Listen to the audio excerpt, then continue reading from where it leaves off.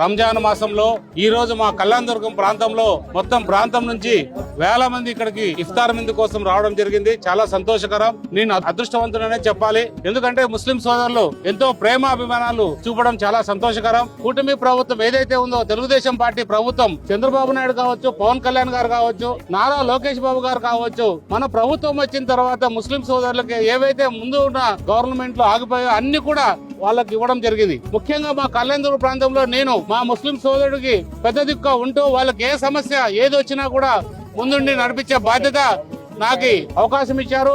ఎందుకంటే గెలిపించిన రోజు నుంచి ఈ రోజు వరకు కూడా నా వెంట నడుస్తున్నారు. నేను కూడా వాళ్ళ వెంట నడుస్తున్నాను. ఈ రంజాన్ మాసం అనేది ముస్లిం సోదరులకి చాలా పవిత్రమైన మాసం, చాలా గొప్ప మాసం అని చెప్పాలి.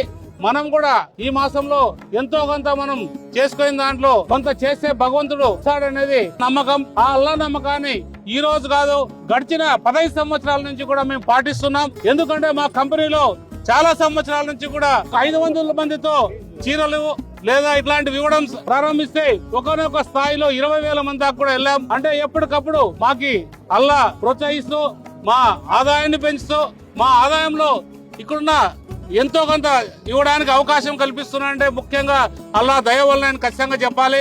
అల్లా దయ ఏ రకంగా మా వైపు చూస్తున్నాడో నేను కళ్యాణదుర్గం ప్రాంత వైపులు కూడా అల్లా చూడాలి. ఈ ప్రాంతం మంచి వర్షాలు రావాలి.